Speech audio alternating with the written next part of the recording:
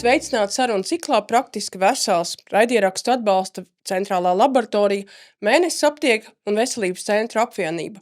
Un šodien, tāpat kā citās mūsu epizodēs, kopā ar veselības ekspertiem meklēsim atbildes uz katram svarīgiem jautājumiem par un ap veselību. Un šajā ceļā kopā ar jums esmu es, veselības vēstnese Arta Lāce. Un es, ginekoloģa dzemdību speciāliste Karlīna Elksne. Nu, lūk, manā ārsta darbā aizvien vairāk un vairāk nākas lasīt materiālus par to, cik ļoti nozīmīga mūsu dzīvē, mūsu veselības saglabāšanā ir miega kvalitāte. Nu, man pat ar kolēģiem ir izveidojies tāds jociņš, ka miegs ir jaunais melnais, proti tas, kas šobrīd ir ļoti, ļoti aktuāls. Pirms kāda laika tas bija oksidatīvais stress, tad bija D vitamīns, vēl kādu brīdi tie bija iekaisumi citokīni, bet nu, lūk, šobrīd aizvien vairāk pētījumu parādās tieši par miega nozīmi dažādos veselības aspektos. Un par to mēs šodien runāsim ar mūsu veselības ekspertiem. Un šodien pie mums ciemos ir farmaceita Ieva Virza un neirologs, Veselības centra apvienības neiroloģijas dienesta vadītājs Jānis Mednieks, kurš strādā arī Paula Stradiņa Kliniskajā universitātes slimnīcā. Sveiki! Un pirmais jautājums, ko uzreiz es jums vēlos uzdot, ir par to, ziniet, to klasisko teicienu. It sevišķi jaunībā tu tā domā, ko es tur daudz gulēšu, kapā izgulēsies. Kāpēc tas miegs ir tik svarīgs tomēr? Pirmkārt, es gribētu teikt, ka miegs ir tas laiks, kurā tas dzīves posms, kas sastāv apmēram trešdaļu no visas diennakts, un tad arī kopā no dzīves, ja mēs guļam, kā pieaudzis cilvēks, 8 stundas, un tad droši vien, ka varētu būt kāda nozīme tam, kā mēs pavadām trešo daļu no sava mūža. Tas ir numur 1. Un, protams, ir jāsaprot to, ka dažādiem dzīves posmiem ir vajadzīgs dažāds miega apjoms, un tas liecina to, ka, ja jau, piemēram, kā mēs skatāmies no tāda zīdaiņa vecuma, kad šis miegs ir vajadzīgs ļoti daudz, kad ir daudz dažādu procesi, kas notiek intensīvi, augšanas procesi, nobriešanas procesi, sevišķi tie, kas skar nervu sistēmu, mācīšanās procesi, kas prasa lielu resursu, un tad mēs redzam to, ka viņi bieži vien ir tādi procesi, kas var notikt miegā. Piemēram, kaut kāds ir dienā piedzīvots kaut kas, un tad ir jānotiek šī atmiņu vai pārdzīvotā konsolidācijai, un tad tas var notikt tikai un vienīgi miegā. Lūk, un līdz ar to, ja šis miegs nav kvalitatīvs, tad mēs zinām, ka tas atsauksies negatīvi uz daudz dažādiem organismu procesiem. Un kā Karlīna teica, ka mēs tagad tas trends ir miegs, un mēs zinām daudz par miegu, mēs zinām tieši tāpēc, ka tad, kad ir tie traucējumi, tad viņi izpaužas kā ļoti konkrētu orgānu sistēmu darbības traucējumi. Un, ja mēs tagad paskatāmies uz tādu vidējo pacientu, kam ir dažādas somatiskas saslimšanas, cukura diabēts, insults varbūt ir pārdzīvots vai insulta riski, ir dažādas sirds asinsvadu sistēmas saslimšanas. Un tad bieži vien ir tāds jautājums no šī paša pacienta vai no viņa piederīgo puses, ko tad mēs varam darīt, lai būtu labāka šī dzīves kvalitāte, lai mazinātu risku slimībām? Un viena no tām lietām, ko var darīt, un noteikti ir uzlabot miega kvalitāti. Un tādā aspektā miegs ir ļoti svarīgs. Aha, un tu jau arī daļai atbildēji uz nākamo jautājumu, ko es gribēju vaicāt, kā tad tas sadalās pa vecumiem, jo, piemēram, arī atceroties manus studiju gadus, tad miegs nelikās tik svarīgs. Varētu celties, es esmu cīrulis, mēs arī līdz tam tiksim, kur pārnāsim cīruļu un pūču būšanas un nebūšanas, bet es esmu tipisks cīrulis, varēju mierīgi 3 naktī piecelties, uzreiz hops smadzenes ieslēdzās, un es varu mācīties galvas kausā visus caurumiņus, visas rieviņas. Šobrīd tā vairs nav, un man nav vēl 70, kas tad būs vēlāk. Es gribētu teikt to, ka, ja mēs paskatāmies to, cik daudz tas miegs ir vajadzīgs, tas ir jāskatās, protams, ja tas apjoms ir samazināts nekā, būtu rekomendēts tajā konkrētā vecuma posmā, tad jautājums ir to, vai tiešām ir tā, ka visu to vecumu posmu vairākus gadus tiešām mēs guļam ļoti mazu šo te stundu skaitu, un arī jautājums par to, vai nav tiešām tā, ka ir kaut kāds, nedēļas dienas, tās brīvdienas, ka mēs izguļamies, arī tāpatās kā pēc balītēm, mēs tomēr arī izguļamies, un tad tas ir ļoti būtiski, jo tas gan ir zināms, ka, ja ir nozīmīga miega deprivācija, trūkums, un tas ir ilgstošs, tad tas gan noved pie dažādām ķermeņa problēmām. Es gribētu teikt, ka mums tā plasticitāte, jeb spēja pielāgoties tam, kad tas miegs ir vairāk un summā tomēr nodrošināt visus tos procesus, ko dod miegs, tad jaunībā ir lielāka. Un pēc tam mēs saprotam, ka mums miegs ir vajadzīgs regulārāk. Estīvi šos procesus, kas ir enerģijas atjaunošanās procesi, visi šie arī centrālo nervu sistēmu saistītie procesi, viņiem jābūt ir konkrēti tajā pašā dienā, un viņus nevar baigi daudz tālāk atlikt. Atšķirībā no jaunības, kad tu tomēr var nobīdīt. Bet es gribētu teikt, ka parasti tomēr ir jaunieši, viņiem ir kaut kādas tās dienas, kad viņi izguļās. Es gribēju arī Ievai jautāt, un parasti mēs uzskatām, ka slikts miegs, tas ir guļu par maz. Ja? Bet ja es gulēšu 10 vai 12 stundas, tad būs labāks miegs man. Noteikti svarīgākais aspekts vienalga ir šī miega kvalitāte, viennozīmīgi. Protams, šeit neiet runa varbūt par to, ka mēs guļam šīs 3-4 stundas un ilgstoši, kā jau doktors Mednieks teica, bet kvalitāte ir izšķirošā. Un dažkārt, ja tiek runāts par to, kad ļoti ilga gulēšana ir noteikti daudz veselīgāk nekā maza gulēšana, tad gluži tā nav. Tāpēc arī speciālisti iesaka arī pat brīvdienās gulēt tieši tādu pašu laiku, kā mēs darām to darbdienās. Protams, ar tādu piebildi, ja darbdienās mēs nodrošinām šo 7 līdz 9 stundu miegu, ja tas ir iespējams. Un brīvdienās darīt ļoti līdzīgi, lai tas vienkārši sasinhronizē mūsu gan hormonālo stāvokli, gan mūsu vielmaiņu, emocionālo stāvokli.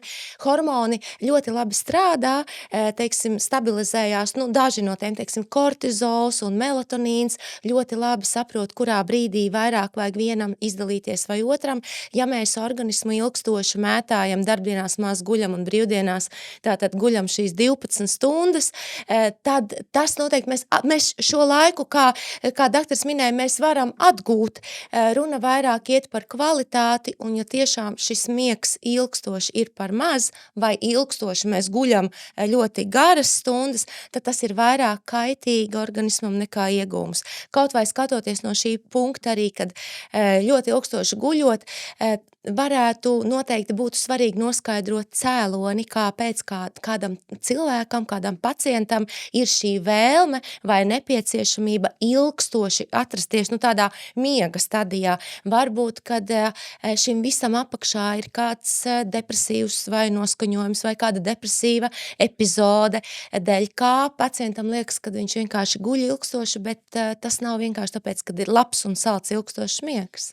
Jā, par to pārlieko gulēšanu, ja drīkst, es gribētu pieminēt, ka ir vēl tādas miega slimības, ko sauc par hipersomnolenci, pārlieku miegainību, kas ir pilnīgi pretstatā bezmiegam, jeb grūtībām iemigt un noturēt miegu.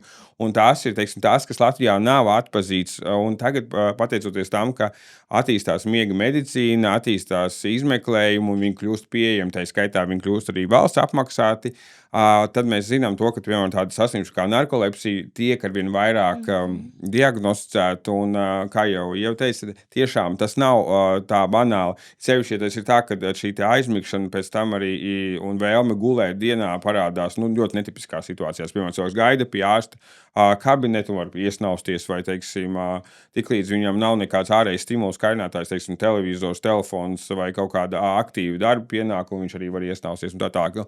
Tam jābūt, tur jābūt kaut kāda izskaidrojumā, un to vajadzētu skatīties tomēr. Ok, bet kā tad šos mērījumus veids, cik ļoti mēs varam uzticēties vietpulksteņiem vai viettelefoniem, un kādi tad ir jaunākie šie profesionālie mērītāji?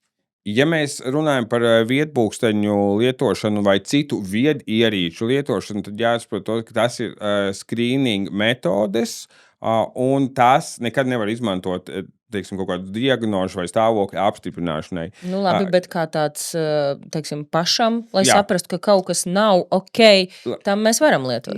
Zin kā, vai ne, tu skaties, un beigās vispār pārstāju gulēt, tāpēc, kā es ieraugu pēkšņi tajā savā vietpulksteņa grafikā no rīta, kas vispār baigi traņķīgi guļu. Vienreiz, otrais, trešoreiz, un 5. reizē man jāiet gulēt, man jau ir stress, vai es gulēšu tās, cik man būs tas dziļais miegs un cik tas seklais miegs. Lūk, un tad, ja mēs paskatāmies par šo te vietpulksteņu, to atbildēm par to miega kvalitāti, tad tas, ko var pateikt, ticamāk, ir tas, vai cilvēks ir vai nav nomotā, vai miegā, tad viņš miega apjomu var diezgan labi pateikt. Tad ir rādītāji, kas attiecas uz sirds ritma un sirds ritma variabilitāti, kurus pēc tam arī izmanto, lai analizētu to miega kvalitāti. Tie ticamāk ir arī diezgan precīzi, jo sirds ritma variabilitāti to var ļoti viegli nolasīt. Savukārt, ja mēs skatāmies par šīm miega fāzēm, uz šo seklo un dziļo miegu, tad te jau ir problēma, tāpēc, ka to precīzi var tiešām pastīties tad, kad ir šīs miega pieraksts precīzi, ja to sauc medicīniskā valodā par polsomnogrāfiju, tad, kur pieraksta miega fāzes, elpošanas, sirdsdarbības rādītājus, un tad šajā sadaļā, kur mēs pierakstam to, kāda ir šī miega stadija, tad ir ļoti konkrēti kritēriji, par to, kāda ir šī miega stadija. Un tur bieži vien ir diskusijas, vai šo izmeklējumu var analizēt automātiski, teiksim, un tad ārsts tikai viņu apstiprina šo rezultātu, vai viņam ir manuāli jāskatās, tiešām jāiet cauri visam šīs nakts pierakstam. Tāpēc par to es būtu ļoti uzmanīgs izdarīt tādus galējos secinājumus par miega kvalitāti tikai un vienīgi, un par dziļā un seklā miega apjomu tikai Stop, vai tad tu varētu arī īsumā paskaidrot cilvēkam parastiem, kas tad ir dziļais miegs un kas ir seklais miegs? Tā tad ir respektīvi, kādreiz bija 4, tagad ir 3 miega stadijas. Tā tad ir šis te pirmā, otrā stadija. Tas ir tad, kad sākas uzreiz, tad, kad mēs iemiegam, tas tiek apzīmēts šis te dziļais, seklais atvainojums miegs, un tad trešā stadija, tad jau ir šī dziļākā miega stadija, tad jau ir jāpieiet kaut kādam konkrētam laikam, kurām mēs esam gulējuši, lai sasniegtu šo stadiju. Viņi neiestājas uzreiz, un pēc tam ir tas, ko sauc par ātro acu kustību, jeb REM miegs, un tad tas seko jau pēc šīs trešās stadijas.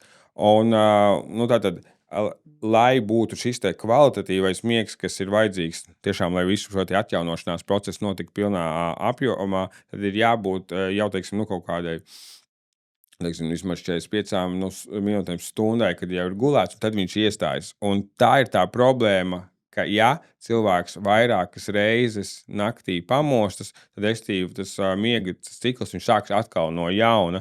Un jebkurā gadījumā cilvēks vairākas reizes naktī iziet šīm stadijām vairākas reizes cauri, bet ir slikti, kad viņas tiek pāraujas, tāpēc, kad ir šī pamošanās.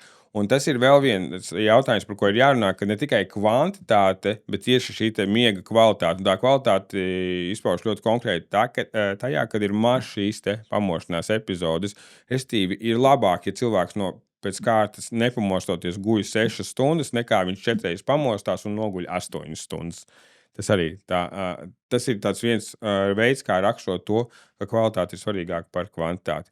Un tad, restīvi, šīs miega fāzes, viņas vienkārši skatoties šos rādītājus, kādi ir īstenībā ir elektroencefalogrāfijas pieraksts, tur katrai fāzei noteikti kritēriji, tad mēs viņus varam pateikt, cik procenti no visa miega apjoma tad ir viena vai otra vai trešā stadija, un arī tad ātrais acu kustība miegs. Labi, tas ir skaidrs. Tātad nav labi naktī mosties, Ieva, bet kādi vēl ir tie pašvērtējumi kritēriji, ka tas miegs diez cik labs viss nav? Noteikti tos kritērijus mēs vislabāk sadzirdam aptiekā, tad, kad pie mums nāk pacienti un stāsta par savu miegu. Un tad visbiežāk tas, ko mēs visbiežāk saklausām, tā ir grūtības, apgrūtināta iemikšana. Tātad mēs esam gultā, bet mums ir sākās kaut kāds domu skrējiens, tātad arī tas termins ir domu skrējiens, mēs ļoti daudz ko domājam, mēs turpinām domāt, un šī iemikšana ir traucēta. Tad, protams, ir šī pieminētā vairāk reizes pamošanās, vairākas reizes naktī. Tad ir izteikta šī agrā pamošanās, pamostamies ap 4 un iemikt vairāk nevaram, lai gan varētu gulēt līdz 7 un tikai tad celties un doties uz darbu. Tad dažkārt pacienti stāsta arī par to, kad tu esi gultā, tu atrodies gultā un tev pat ir pilnībā labi apstākļi, lai tu gulētu, bet tu esi nemierīgs un tad šī sajūtas viņi izskaidro kā nemitīgu kustību, kustēšanos, vēlmi kustēties no vieniem sāniem, kustināt kājas, kas noteikti neiroloģijā saucās kā kustīgo kāju sindroms, par ko pacienti paši viņi, protams, to nesaprot, ka kvalitātes ir, bet viņi stāsta, ka viņi vienkārši virpuļo pa gultu, un tas miegs nav kvalitatīvs. Līdz ar to tie simptomi, kādi var būt šim nekvalitatīvajam miegam, ir ļoti, ļoti dažādi, un arī iemesli ļoti dažādi, par ko noteikti mēs arī tālāk runāsim. Ja? Līdz ar to mēs vienkārši jau redzam visu šo sūdzību kopumu, pirmreizējo, ar kuriem pie mums griežās aptiekā. Tie ir pieaugušie, vai ne? Bet vēl ir jautājums par bērniem pusauģiem, kā novērtēt, jo, piemēram, es savu jaunkundzi 15-gadīgo gulēju dabūt normālā laikā, neiespējamā misija. Un es atceros, ka man bija pusauģu gados tieši tāpat, es varēju jāņot līdz 1, 2, kas man tagad liekas, vienkārši briesmīgs scenārijs, ja? Un pēc tam gulēt līdz 10 un sestdienās līdz 1, tagad tas liekas galīgi neiedomājam. Kā tad bērnam pusaudzim vai pusaudzim novērtēt šo miegu? Pēdējā laikā diezgan daudz arī vecāki nāk tieši, mēs tiešām to, ko noteikti pie speciālistiem, neirologiem jau iet tad, kad mēs jau varbūt iesakam tomēr, kad ir jau zināmi sarkanie karodziņi, kad ir jādodās pie speciālista, jo dažkārt pacienti vecāki, šo pusauģu vecāki ātri pie mums ienāk aptiekā un grib ļoti ātru risinājumu, kas, protams, tas ir ļoti pareizi, tāpēc mēs tur esam un sagaidām viņus, bet grib ātru risinājumu, bet ja konsultācijas laikā mēs mazliet saprotam, kur ir tā lielākā problēma. Un vecāki stāsta par to, ka bērnam ir 5 pulciņi un 4 pulciņi vēl vakarā ir jāmācās, un tad, protams, ir šī ekrāna laika lielie, jo mācīšanās jau pārsvarā tomēr nenotiek šobrīd pie grāmatām. Un bērns ir gan emocionāli, gan fiziski mazliet pārguris un par daudz, un tāpēc šī miega kvalitāte ļoti, ļoti cieš. Un noteikti pirmais solis ir tāds, ka mēs varam ieteikt šos dabas vielas, protams, pusauģu vecumā tikai mēs varam uzsākt ar dabas vielām, ar kādiem magnija preparātiem, bet tas iemesls un tie cēloņi ir daudz, daudz nopietnāki, un tur ir jāskatās ģimenē un tajā bērna ikdienā, un to var tiešām, tas noteikti ir grūts darbs, pusauģu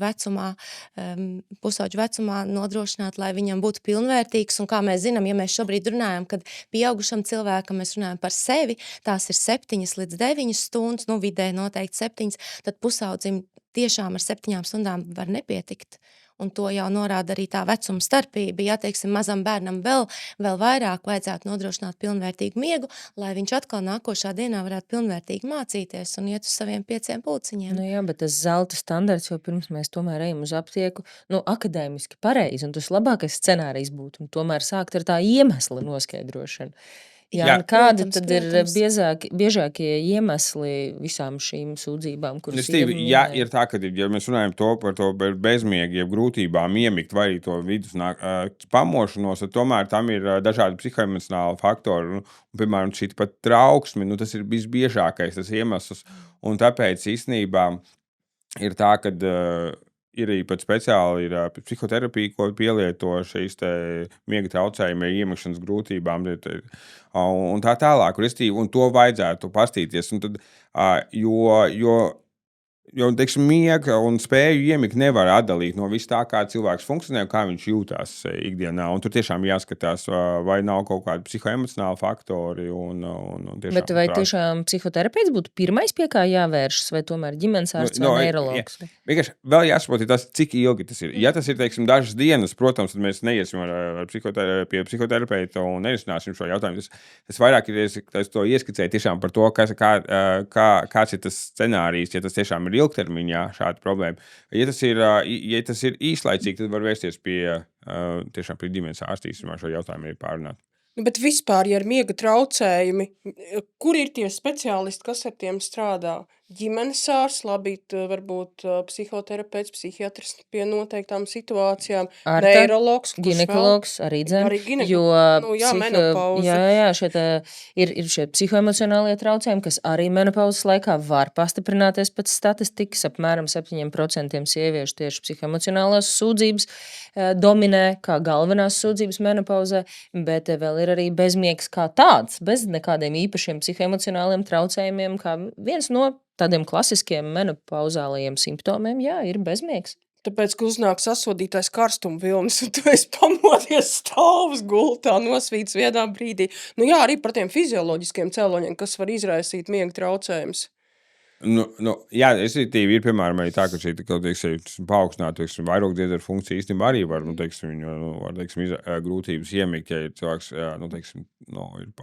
tad viņš ir tā kā pāraktīvs visu laiku, tādiem vienkārši izsakoties. Tas ir tāds viens klasisks piemērs, kas var izraisīt. Tad varbūt tā, ka pirms mēs novaļam to vainu tīri uz psihoemocionāliem traucējumiem, tomēr vajadzētu izslēgt visus tādus fiziskos iemeslus. Tas būtu tā kā tāds labs pieeja, un tāpēc arī labi vērsties pie ģimenes ārsta, tad ģimenes ārsta pasakās, bet pastamies tad bāzes lietas, bāzes analīzes, un pastamies, vai tur nav kaut kādas izmaiņas. Tā, manuprāt, ir ļoti, ļoti laba pieeja. Bet tie speciālisti, kas ir iesaistīti, teiksim, tagad jau ir miega šīs problēmas, tad ir no bērnu šī vecuma, tad ir diezgan daudz strādā ar miega jautājumiem bērnu neirologi, bet arī pediatri, vienkārši, kas ir loģiski, un tad pieaugušā vecumā tad ir pieaugušie neirologi, kas strādā tieši un specializējas miega jautājumos, un tad arī specializējušos miega izmeklējumu veikšanā, un tad, protams, arī psihiatri, kas ir interesanti, daudz arī, teiksim, pneimonologi, lori, tāpēc, ka tur ir dažādas elpošanas traucējumi miegā var būt, un tā arī tā ir tāda būtiska sadaļa un būtiski tāds speciālistu loks, kas arī ar to darbojas. Bet te es arī vēl gribēju jautāt, tad, ja mēs skatāmies, kā to veselību kopumā, kas varētu būt, nezinu, top 5 traģīgākās kaitas, ko es varu dabūt, ja es normāli neguļu? Tātad nevis kas izraisa miega traucējumus, bet kādas ir sekas miega traucējumiem? Tad paaugstināts infarkta risks, paaugstināts cukurdiabēta risks, paaugstināts insulta risks, demences, varbūt neizraisa, bet viņi veicinās noteikti. Tas, man liekas, būtu tādi tie biežākie, un par kuriem tiešām cilvēki varētu arī satraukties, ja viņi to apzinās. Atceramies par lieko svaru. Liekais svars 25% no liekā svara veidojas pateicoties nakts darbam un citiem negulētu nakšu iemesliem. Dēļ hormonu, atkal dēļ hormonu disbalansa, kas notiek no negulēšanas. Tā tad vielmaiņas traucējumi. Vielmaiņas traucējumi, Jā, bet Ieva, es arī gribēju jautāt, skaidrs ar to tādu bezmiegu, negulēšanu, miega traucējumiem, mošanos naktīs samierināties nevajag. Bet tad ir jautājums par miega zālēm, ko droši vien jums arī aptiekā bieži vaicā, un ir daudz tādu pieņēmumu, un ja es viņas tagad lietošu, tad es visu mūžu būšu atkarīgs. Kā tad īsti ir, vai arī es vispār nevarēšu nekad dzīvē aizmigt bez miega zālēm, vai es nevarēšu pamosties bez miega zālēm? Kā īsti ir ar šiem miega medikamentiem? Ir skaidrs, ka tāda nopietna miega preparāta tomēr ir recepšu zāles, bet cik no šiem pieņēmumiem varbūt stereotipiem, es nezinu, varbūt tie ir aizspriedumi. Kā tad īsti ir patiesībā? Noteikti daļa ir kādi šie mīti un aizspriedumi un stereotipi, bet daļa ir realitāte un zinātniski pamatot, un tāpēc arī šie medikamenti, kas saucās kā miega zāles, patiešām stingrās uzskaits medikamenti.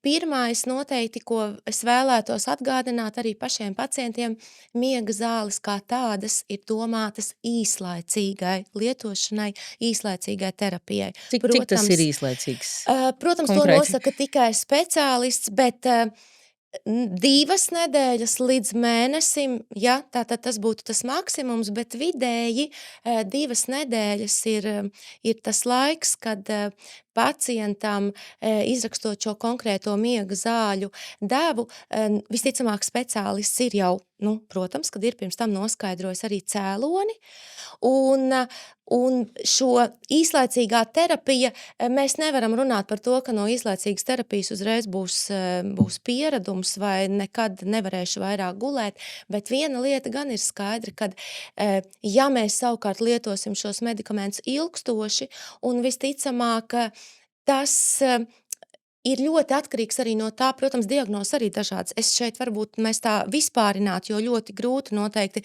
Daktars mednieks varētu teikt, pie dažām diagnozēm noteikti varētu arī šis miegzāles iespējams arī ilgāk ir nepieciešams.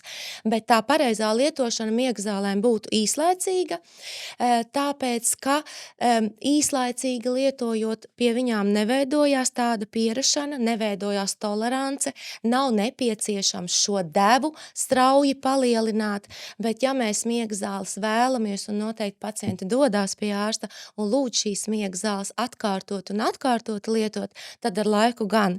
Protams, ir izjaukt šī miega kvalitāte ir izjaukta, hormonu darbs ir izjaukts, dažkārt ir šis miega, tā kā miegzāļu acitiena efekts, noņemam miegzāles un patiešām miegs ir sliktāks nekā viņš bija pirms tam.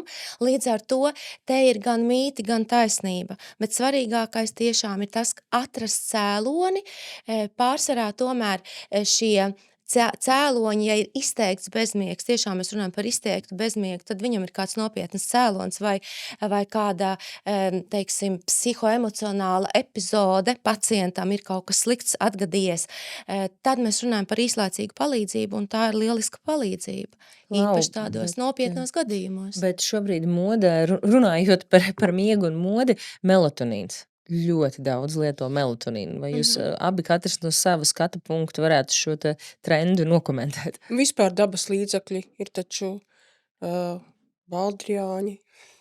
Jā, tad Jā, es varbūt, mazliet vēl varu paturēt. Protams, kad par tiem pašiem baldriāņiem un auga ekstraktiem un teiksim, dabas vielām un bioloģiski aktīvajām vielām, kas viena no tādām arī ir melatonīns, kas pēdējos gadus, protams, ir tāds kā zināms, tāds brīnumlīdzeklis un gana labs, jā, un melatonīns ir hormons, kas veidojās mūsu smadzenēs, tātad tas nav nekas mākslīgi ievadīts organismā, bet ar vienu piebildi, kad, protams, ja šis bezmiegs ir saistīts ar to, ka tieši melatonīns trūks, tad mums vajadzētu šo melatonīnu, tad mēs varam papildināt. Īstenībā, miega medicīnas biedrībā mēs daudz par šo esam runājuši, un melatonīnam viņš ir nedaudz tiek lietots ar pārāk plaša, un viņš tiek tā galvenā indikācija ir tas, kur viņš tiešām palīdz, ir šīs atliktās miega fāzes sindroms, respektīvi, ja kaut kādu iemeslu dēļ cilvēks, piemēram, sāk gulēt, iet vēlāk nekā viņš to bija paredzis iepriekš, respektīvi, piemēram, nevis 11, bet 1, savukārt jāceļās, viņam ir tajā pašā laikā darbdienā,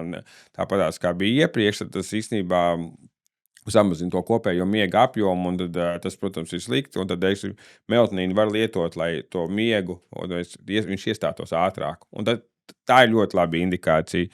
Un savukārt no tādiem dabīgiem līdzekļiem, kas tiek uztīts, kur ļoti labi varētu arī aizvietot tos citas melatonīna indikācijas, ir L-triptofāns, ir aminoskābi, no kā tad veidojas tad melatonīns, un tad vienkārši uzņemot papildu šo L-triptofānu, tad mēs veicinām dabīgu, lai organismu spēja izstrādāt šo melatonīnu tādā apjomā, un tad, kad tas ir vajadzīgs, restīvi. Un tad tas trends, vai kā, kur pamatā ir zinātniskā doma, viņš nobīdās no tā melatonīna lietošanas vairāk uz šī triptofāna lietošanu. Nu, labi, bet tas skan pozitīvi, ka tam tomēr ir kāda jēga. Tas nav kārtējs uzturbagātinātājs, kurš sabeidz mūsu aknas, bet patiesībā ir pilnīgi bezjēdzīgs. Jā, bet pie noteiktām situācijām. Jā, un arī tas ir kā lielisks pirmais tāds solis, arī tas, ko mēs veicam, protams, aptiekā, tas ir pirmais solis, kā mēs varam palīdzēt, un kamēr pacients tiešām, ja tas ir īslaicīgs bezmiegs, un ja viņš ir ieradies aptiekā, viņam ir šīs iespējas pirmkārt paskatīties uz saviem ieradumiem, ja pamainīt kaut ko ieradumos, nedēļu, 2, tā kā mēs runājam, lietot šos dabas līdzekļus, kas, protams, visnotaļ ir labi, un, ja nepieciešams arī melatonīnu, jo melatonīns arī, ja mēs runājam par miega zālēm, kad īslaicīgā lietošanai, melatonīns tieši tā, viņš nav domāts jebkurā situācijā un lietot ilgstoši.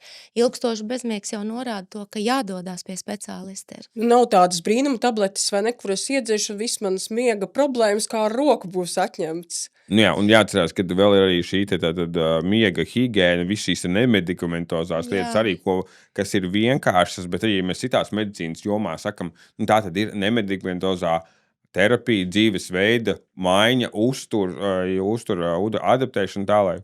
un tad viņš būtu tā kā, vai šī problēma varētu mazāk iestāties, vai viņi būtu kā veiksmīgāk izsnāt, tad šeit ir īstenībā tieši tas pats.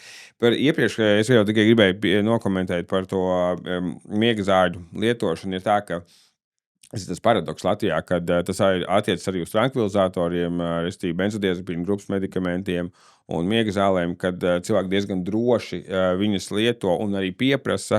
Un tāpēc, zināmā mērā, tāpēc, ka ir tūlītējs efekts, savukārt ļoti bailīgi un noraidoši ir, teiksim, pret antidepresantu lietošanu, kas arī bieži vien ir vajadzīgs tad, kad ir miega traucējumi, un ņemot vēl vērā arī to, kad ir atsevišķi medikamenti no antidepresantu grupas, kas var arī pozitīvi ietekmēt miegu, tad jāsaka, ka viņiem viņš šādi būtu nepieciešams. Un turklāt daudz labākā veidā, jo tad šie klasiskie miega līdzekļi, tad viņi, kā jau teicu, viņi palielina šo virspusējā miega daudzumu, un tāpēc viņi nedod šo iespēju kvalitatīvi izgulēties, un tas ilgtermiņā nav labi. Un savukārt, ja mēs skatāmies pretstatā tiem antidepresantiem, kas ir tāds bubulis Latvijā nedaudz, tad ir antidepresanti, kas tiešām ļauj nodrošināt kvalitatīvu šo dziļo miegu. Jā, vēl jau mēs bieži dzirdam par tiem stāstiem, ka ar tām tabletītēm samaināmies, vai ne? Draudzene saka, draudzenei, vai es tur gulēt nevaru. Viņa saka, forši, es tev iedošu vienu tabletīti, 2, 3, man reku dakters izrakstīja miega zāles. Kā tad ar šo vispār ir? Kāpēc tas tomēr nav īsti labs scenārijs? Tas pilnībā nav labs scenārijs, un komentārs viens ir tikai, protams, ka tas absolūti nebūtu arī pieļaujams. Pirmkārtām tāpēc, ka katram cilvēkam, protams, speciālists ir izrakstījis medikamentu konkrētai vajadzībai, pie konkrētiem simptomiem, un pašam pacientēm vai draudzenēm to ir ļoti grūti noteikt, kādi ir simptomi, kurai kāda nepieciešamība.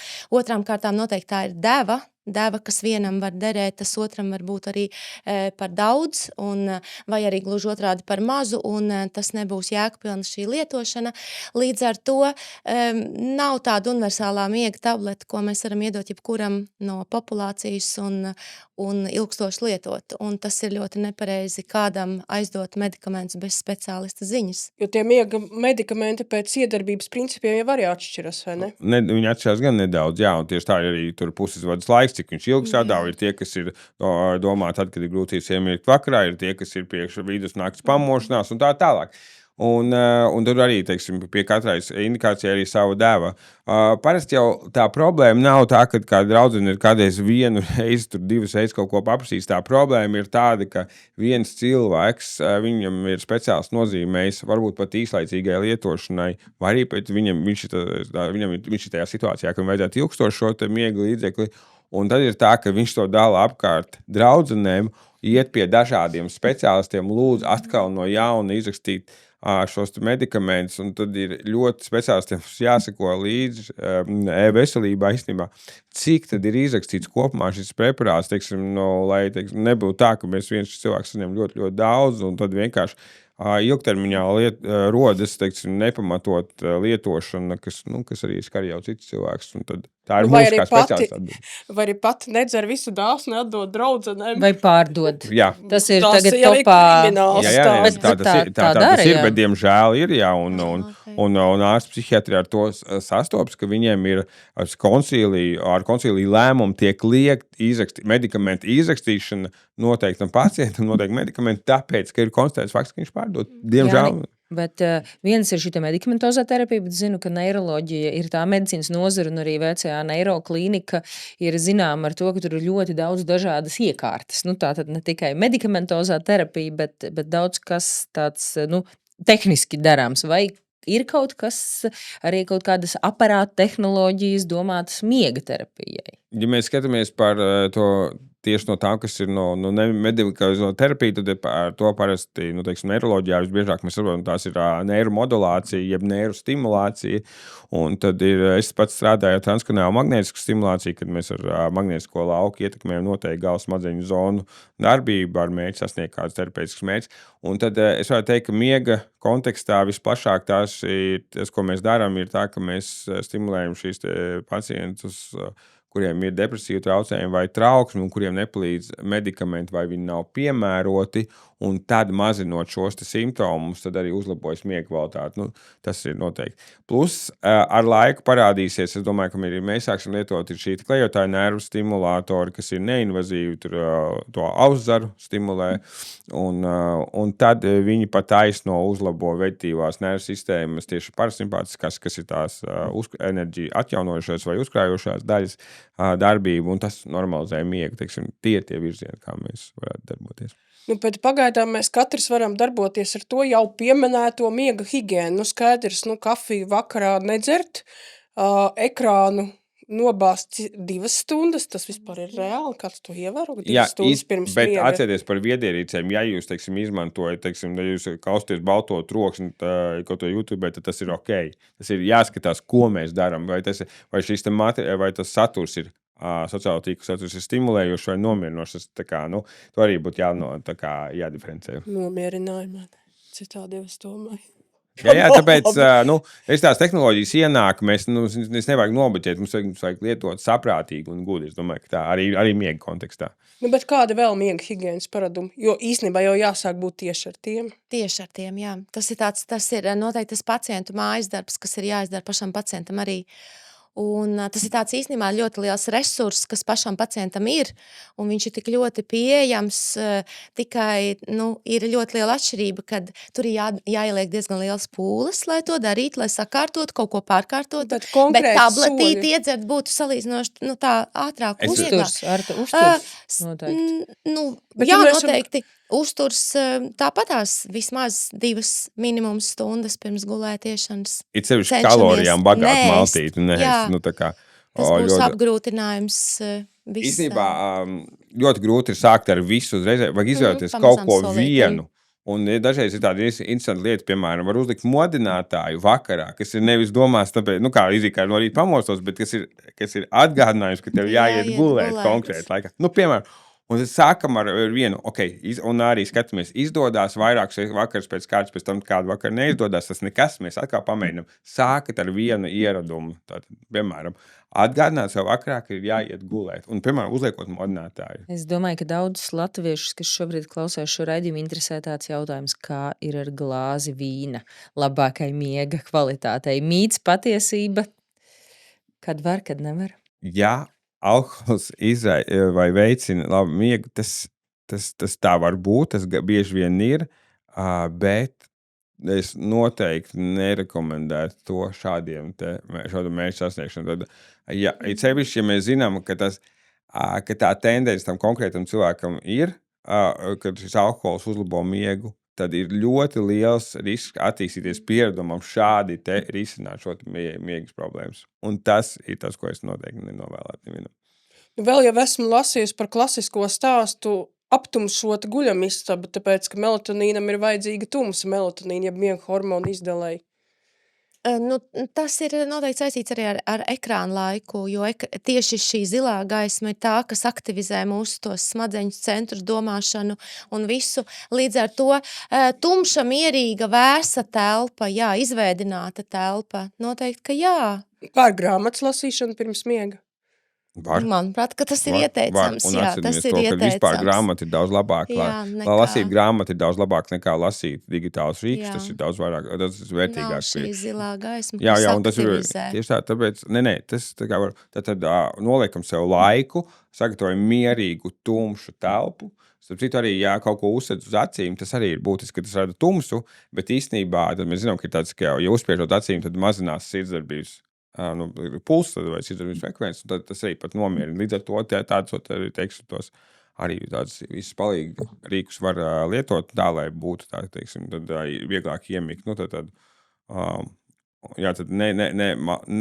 ne kaloriski bagāta maltīte, ne pārāk tūpa iemikšanas brīdim, tumša istaba, nolikts laiks, kad mēs iemiegam. Un ja mēs jau šito varam visu kaut kādā mērā realizēt, tas jau ir lieliski.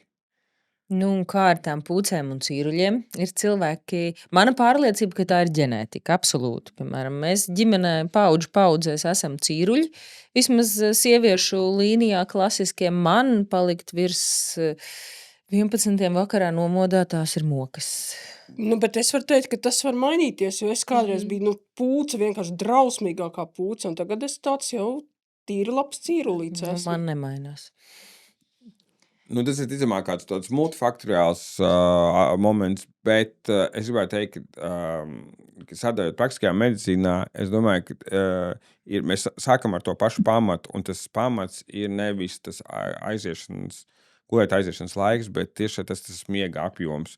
Un tad daudz strādā ar jauniešiem, bāšātiem, kas ir ar epilepsiju slimo, un tad mēs tiešām mēģinām vienoties par to minimumu, ka ir tas kopējais miega laiks, un mēs arī kaut kā liekam, vismaz 6-7 stundas. Un tā galvenā problēma tur, piemēram, ir tā, kad ir kaut kādas ballītes, un tad saku, ieplānot tā, ka jūs nākamdienā varat izgulēties. Un tiešām, ja mēs sasniedzam šo te aspektu, kad ir šis miega apjoms, tad tas jau ir tas pats galvenais. Un tad tas aiziešanas un piecelšanās laiks ir mazsvarīgs. Un galvenais, lai nav šis, kā mēs sakām, angry bird, kurš iet vēlu gulēt un agri ceļās.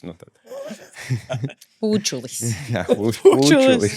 Jā, bet starp citu bieži vien pilnmēnesis laikā cilvēki sūdzas par bezmiegu, ka sliktāk ar to gulēšanu iet tieši tad, kad ir lielais apaļais skaistais mēnesis. Pētījumi pretrunīgi par šo. Kā tad ir ar to pilnmēnesis ietekmi uz mums cilvēkiem parastajiem? Ne, kā jau Karolīna teica, pētījumi ir pretrunīgi, un man liekas, ka tas ir arī tāds faktors, kas ir ārējs, kuru mēs mēģinām ļoti, ļoti analizēt un kuram mēs mēģinām piešķirt ļoti lielu nozīmi. Tajā pašā laikā, katru reizi, kad mēs kādam ārējam faktoram piešķiram lielu nozīmi, kuru turklāt mēs nevaram ietekmēt, vai tas nav tas, ka mēs negribam tik daudz domāt par to, ko mēs aktīvi varam ietekmēt. Un tas ir tas pats galvenais. Jo es kā praktizējuši ārsts, es vienmēr domāju par to, kas ir tie faktori, ko mēs varam ietekmēt, kontrolēt, par kuriem ir mērķiecīgi domāt. Labi. Liels paldies par šo sarunu. Man bija ļoti vērtīgi. Un pēdējais jautājums, kuru mēs vienmēr uzdodam katram mūsu studijas viesim, ir šāds. Ko jūs šobrīd darat savas veselības labā, vai arī tuvākajā laikā plānojat darīt tādu, ko vajadzēja darīt jau sen? Bet tas var nebūt saistīts tikai ar miegu. Nē, jebkas. Brīva iespēja izpausties. Jau noteikti jau kādu otro gadu esmu atteikusies tā ļoti diezgan strikti no balto miltu izstrādājumiem. Un, ja līdz tam man likās, ka tas nav iespējams un to nevar izdarīt un viss ir brīnum garšīgi un viss ir brīnišķīgi, tad šobrīd ir atkal tā, ka viņi jau ir kļuvuši pilnībā vienaldzīgi man. Tas nozīmē, ka pamazām, bet pa solītim tas nebija vienas dienas lēmums. Bet man personīgi liekas, es jūtos daudz labāk. Jā.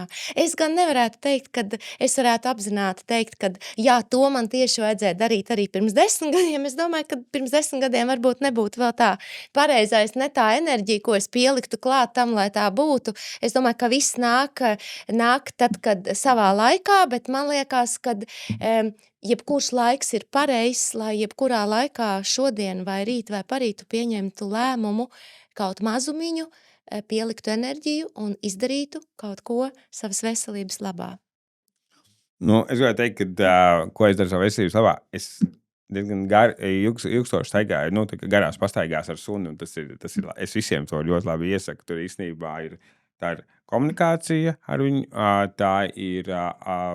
tas ir fiziskās aktivitātes, un tas arī savā veidā ir tīks labs kognitīvais treniņš. Tātad tu iesaki katram paņemt suni. Tieši tā. Paldies mūsu mīļajiem viesiem, neirologam Jānim Medniekam un farmaceitai Ievai Virzai, un mēs ar jums tiekamies atkal nākamajā reizē.